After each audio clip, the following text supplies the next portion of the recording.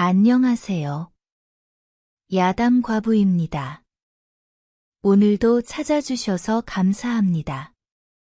구독과 좋아요 부탁드리고 이야기 시작하겠습니다. 자, 다들 이리로 가까이 와서 귀를 기울여 보시오.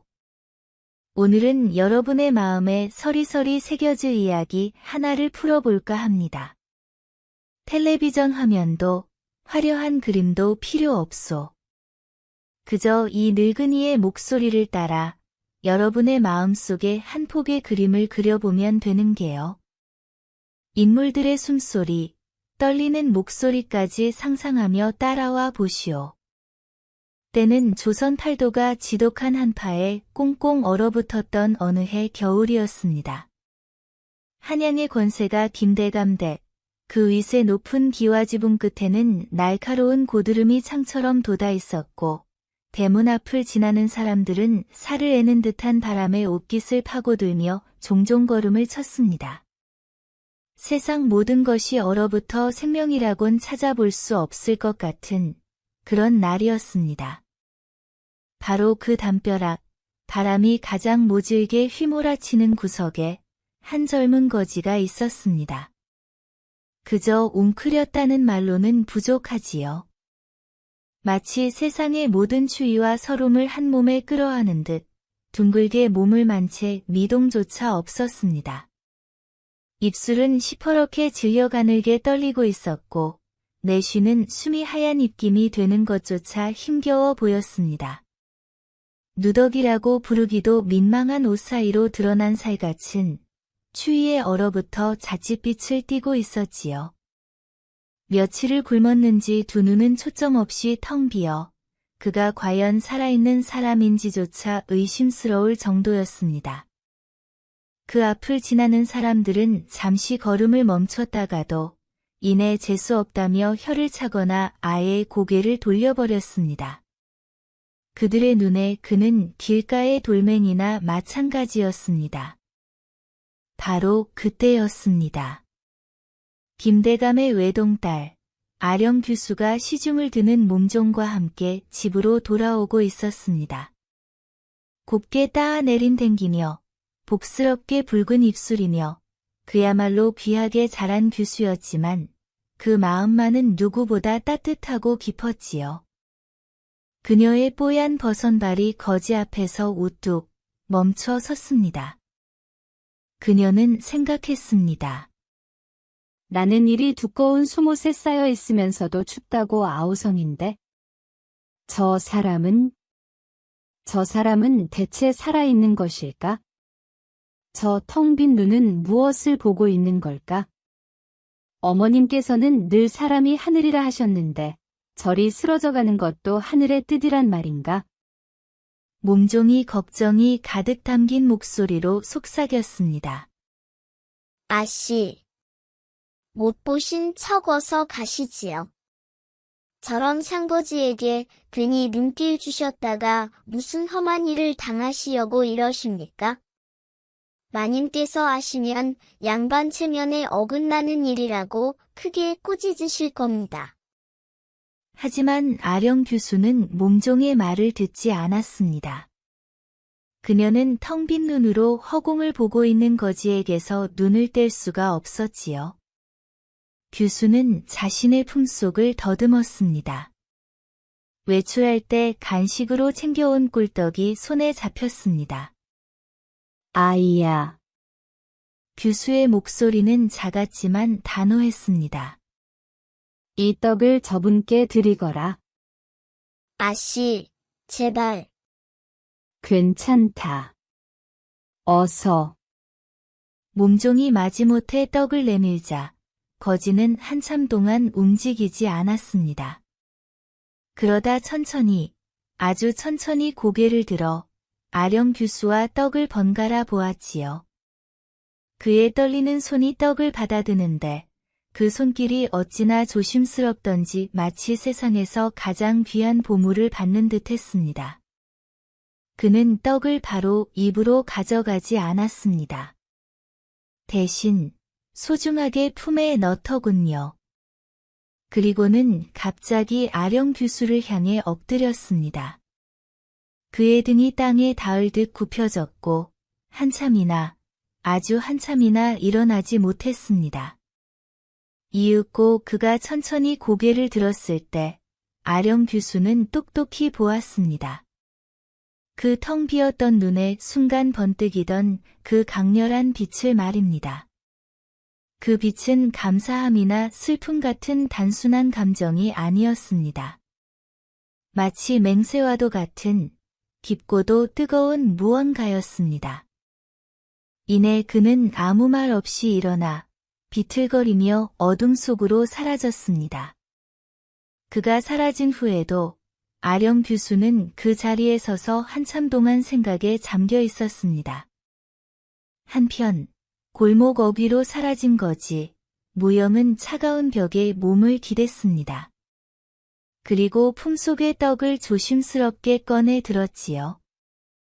아직 온기가 희미하게 남아 있었습니다. 온기. 얼마 만에 느껴보는 사람의 온기인가. 이 떡 한 조각이 죽어가던 내 몸의 마지막 불씨를 되살리는구나. 가문은 망하고 천지는 나를 버렸다 여겼거늘. 이 은혜, 이 온기, 내 뼈에 새기고 내 피에 녹여 죽어서도 잊지 않으리라. 그는 떡을 한 입 빼어 물고는 뜨거운 눈물을 삼켰습니다. 그 일이 있은 후 몇 번의 봄이 지나고 아령 규수는 어느덧 혼기가 꽉 찬 아름다운 처녀로 성장했습니다. 어느 가을밤, 아버지 김대감이 근심 어린 얼굴로 사랑채에서 아내에게 말했습니다. 부인, 요즘 조정의 분위기가 심상치 않소. 특히 이 판서의 눈빛이 칼을 품고 웃는 듯하여 내 마음이 편치가 않구려. 고든 것이 때로는 부러지기 쉬운 법이라는데 조심하고 또 조심해야겠소. 그 우려는 현실이 되었습니다. 봄날 같던 대감댁에 난데없이 혹독한 겨울밤이 들이닥친 것입니다. 영모다. 김대감은 역적이다. 조정의 정적이었던 이 판서가 꾸민 일이었습니다. 거짓 증인과 조작된 서찰 몇 장에 평생을 강직하게 살아온 김대감은 하루아침에 역모의 수괴가 되어버렸습니다. 그날 밤 대문을 부술듯 들이닥친 의금부 나졸들의 서슬 퍼런 칼날과 횃불의 아른거림을 잊을 수가 없습니다. 대감, 어명을 받드시오. 김대감은 관복을 채 여미지도 못한 채 끌려나오며 위엄을 잃지 않고 외쳤습니다. 나는 하늘을 우러러 한 점 부끄럼이 없다. 필시인은 간악한 모함일 것이다. 그러나 그의 외침은 나졸들의 고함 소리에 묻혀버렸습니다. 아버님. 대감. 아령 규수의 비명과 대감을 외치며 쓰러지는 어머니의 울음소리가 뒤섞였습니다. 김대감은 항변 한 번 제대로 못하고 꽁꽁 묶여 차가운 감옥으로 끌려갔습니다. 집안은 순식간에 쑥대밭이 되었습니다. 사람들의 발길은 뚝 끊겼고 남은 가족들은 서로의 얼굴만 보며 한숨과 눈물로 밤을 지새웠지요. 특히 아령 규수의 슬픔은 이루 말할 수 없었습니다. 하늘은 어찌 이리 무심하십니까? 평생을 나라와 백성을 위해 곧게 살아오신 아버님께 어찌 이런 끔찍한 시련을 내리시나이까? 신이시여, 부처님이시여, 그 누구라도 좋으니 제발 이 억울함을 풀어주소서. 바발이 모래알처럼 느껴져 목으로 넘어가질 않았고 밤이면 창백한 얼굴로 달을 보며 아버지의 무고를 눈물로 호소했습니다. 그러나 세상은 너무나도 차가웠습니다. 바로 그때부터였습니다.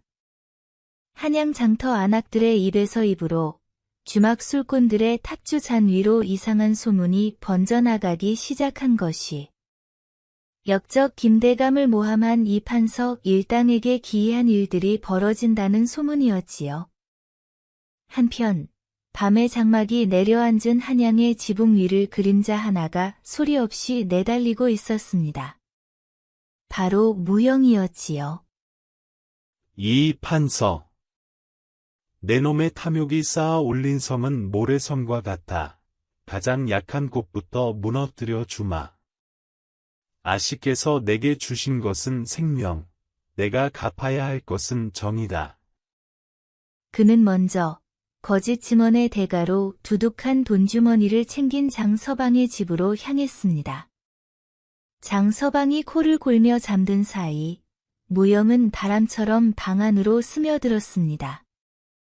그는 장서방의 목에 차가운 칼날을 대는 대신 그가 위조문서에 사용했던 인장과 날카롭게 벼린 단도 한 자루를 머리맡에 나란히 놓고 사라졌습니다.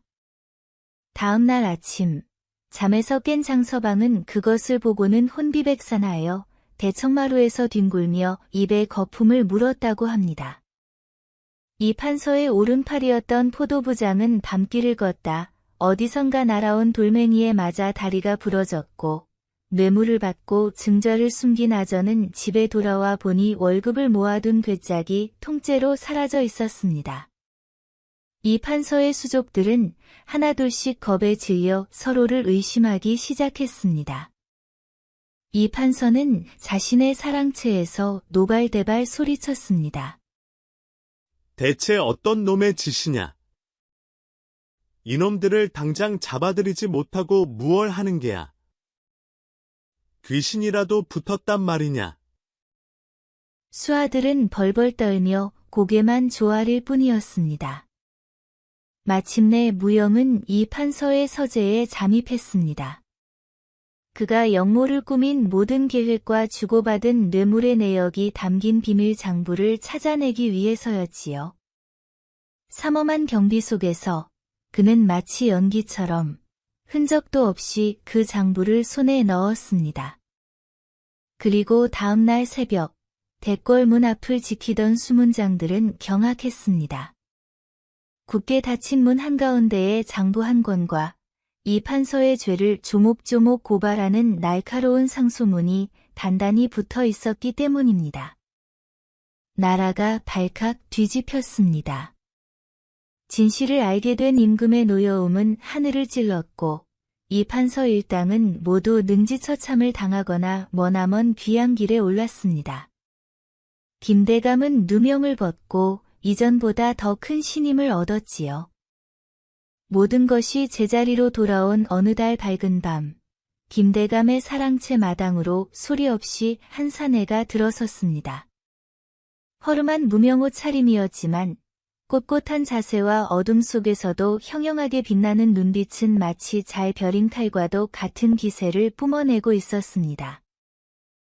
뉘신데 허락도 없이 이 밤중에 들어왔는가? 우리 집에 볼 일이라도 있어? 사내는 조용히 고개를 숙여 예를 갖추었습니다. 그의 차분한 목소리가 밤 공기를 갈랐습니다. 대감날이 소인은 몇 해 전 시린 겨울날에 아씨께서 건네주신 꿀떡 하나로 목숨을 구했던 거지이옵니다. 이제야 그 은혜를 갚게 되었습니다. 그 말에 김대감은 물론 소리를 듣고 나온 아령 교수도 숨을 멈췄습니다. 아, 그 눈빛. 잊을 수가 없었지요. 텅 비어있던 거지의 눈이 아니라 그날 꿀떡을 받고 땅에 엎드려 자신을 올려다보던 바로 그 강렬한 눈빛이었습니다. 김대감은 사내를 안으로 들였습니다. 그대는 대체 누구요? 어찌 이리 신묘한 능력으로 우리 가문은 이 은혜를 어찌 갚아야 할지 모르겠구려. 사내, 무영은 담담히 자신의 이야기를 털어놓았습니다. 소인의 본명은 무영. 대대로 지리산의 정기를 수호하는 산직이 가문의 마지막 핏줄입니다. 역병으로 온 가족을 잃고 세상에 홀로 남아 떠돌다 희망도 의지도 모두 잃고 죽음만을 기다리고 있었습니다. 짐승과 다를 바 없는 삶이었지요. 그러다 아씨를 만났던 것입니다. 이야기를 듣고 있던 아령 규수가 조심스럽게 앞으로 나섰습니다. 제가 드린 것은 그저 작은 떡 한 조각이었을 뿐입니다. 이리 목숨을 걸고 큰 은혜로 갚으실 일이 아니옵니다. 그러자 무영은 처음으로 아령 규수를 똑바로 바라보며 말했습니다. 그의 목소리에는 깊은 울림이 있었습니다. 아니옵니다. 아씨. 아씨께서 제게 건네주신 것은 그저 떡 한 조각이 아니었습니다. 세상 모두가 저를 벌레 보듯 외면할 때 아씨께서는 저를 사람으로 보아주셨습니다. 그 눈빛과 그 온기야말로 저를 다시 사람으로 살게 한 이유였습니다. 그것은 제 꺼져가던 생명의 불씨를 되살리고 잊었던 제 가문의 긍지와 의무를 일깨워준 빛이었습니다. 그러니 이 모든 것은 은혜를 갚는 것이 아니라 제 삶의 도리를 다하는 것일 뿐입니다. 김대감과 아령 규수는 무영의 말에 아무 대답도 할 수 없었습니다. 김대감은 가문의 은인이라며 높은 벼슬과 집, 그리고 많은 재물을 주려 했지만 무영은 조용히 고개를 저었습니다. 소인은 산의 아들, 속세의 부귀영화에는 뜻이 없습니다. 그저 아씨의 그 고운 마음이 변치 않고 앞으로도 세상을 비추는 등불이 되어주는 것, 그것을 멀리서나마 지켜보는 것으로 족합니다. 그 말을 남기고 무영은 읍을 한 뒤 몸을 돌렸습니다.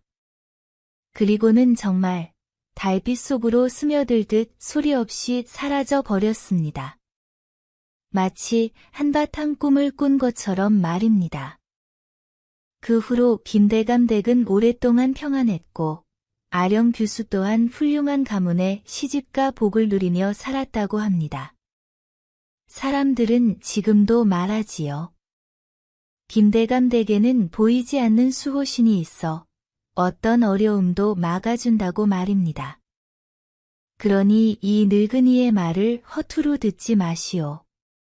우리가 무심코 건넨 따뜻한 말 한마디, 내민 작은 손길 하나가 누군가의 세상 전부를 바꾸고 이처럼 신비하고도 장대한 인연을 만들어낼 수도 있는 법이니 말입니다. 여러분의 온기 또한 누군가에게는 꺼지지 않는 등불이 될 수 있음을 부디 잊지 마시구려. 허허허.